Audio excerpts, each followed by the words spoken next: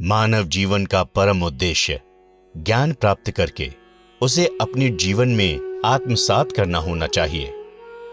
जब व्यक्ति को उसके जीवन का लक्ष्य पता होता है तो वो अपने लक्ष्य से भटके बिना जीवन में उमंग के साथ निरंतर आगे बढ़ता रहता है। इसलिए जीवन में लक्ष्य ऐसा होना चाहिए जो आपको इस जीवन की समाप्ति के बाद भी लाभ पहुंचाए।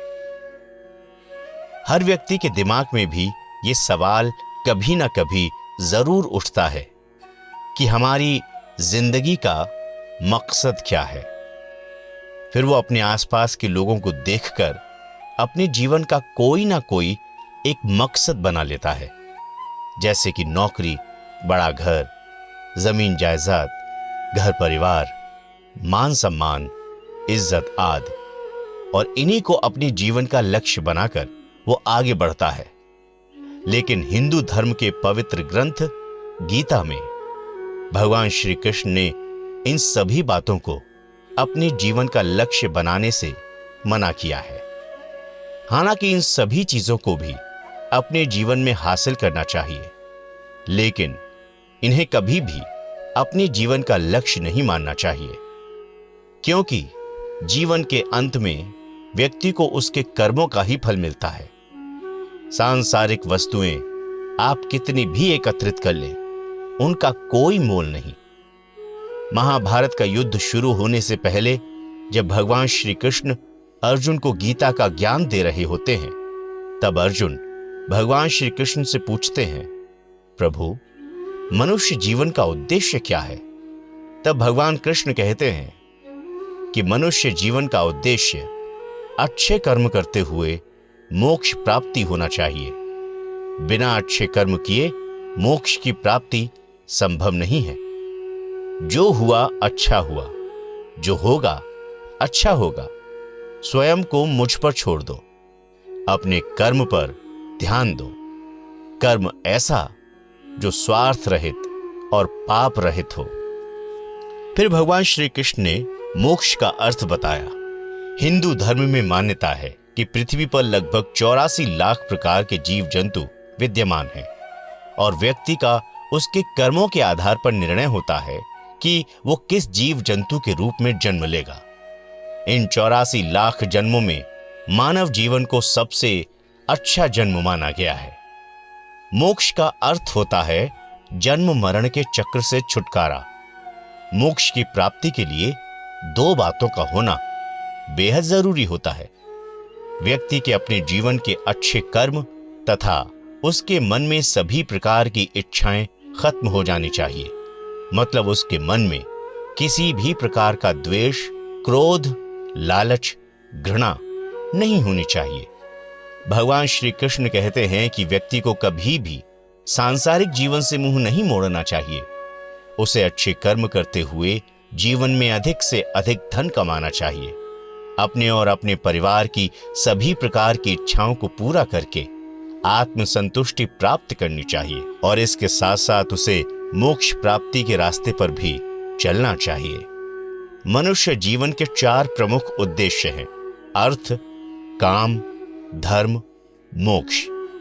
प्रत्येक मनुष्य को इन 4 लक्ष्यों की प्राप्ति के लिए प्रयत्न करते रहना चाहिए। अब इन सभी को विस्तार से समझें। सबसे पहले बात करते हैं अर्थ की। अर्थ से तात्पर्य है जीवन में अपने और अपने परिवार के लिए भौतिक सुख सुविधाएं अर्जित करना। प्रत्येक मनुष्य को न केवल अपने सुखों के लिए धन अर्जित करना चाहिए, अपितु अपनी संतान, माता पिता, रिश्तेदार, जीव जंतु तथा पर्यावरण के प्रति भी अपने कर्तव्यों का निर्वहन करना चाहिए। धन संपदा अर्जित करना और अपने कर्तव्यों का निर्वहन करना धर्म है, लेकिन धन संपदा अर्जित करके उसका संचय कर लेना अधर्म माना गया है। अर्थ यानी कि धन दौलत कमाने के लिए आपको परिश्रम करना पड़ेगा, लेकिन धन कमाने के लिए कभी भी अधर्म का सहारा नहीं लेना चाहिए। अधर्म का मतलब है ऐसे कार्य जो कानून और धर्म की नजर में गलत हैं, जैसे किसी को मारना, चोरी करना, किसी दूसरे का हक छीनना, अपने फायदे के लिए किसी दूसरे व्यक्ति का नुकसान करना आदि। इसलिए मानव जीवन का पहला लक्ष्य है धर्म का पालन करते हुए अधिक से अधिक पैसा यानी कि अर्थ कमाना और संसार के प्रति अपने कर्तव्यों का पालन करना। काम यानी कि मौज मस्ती। काम से तात्पर्य है सभी ज्ञान इंद्रियों और कर्मेंद्रियों के सुखों को भोगना। काम के अंतर्गत आता है संगीत सुनना, स्वादिष्ट खाना पीना, नाटक, अच्छे वस्त्र पहनना, आभूषण पहनना, रहन सहन के साधन, शादी करना, संतानोत्पत्ति, खेलकूद तथा मनोरंजन के सभी साधनों का उपयोग करना। भगवान ने गीता में कहा है कि काम की पूर्ति करना गलत नहीं है, लेकिन काम की पूर्ति करते समय धर्म और अर्थ का भी ध्यान रखना चाहिए। जो अपने मन को नियंत्रित नहीं कर पाते, ये मन उनका दुश्मन हो जाता है। अब तीसरी बात आती है धर्म की।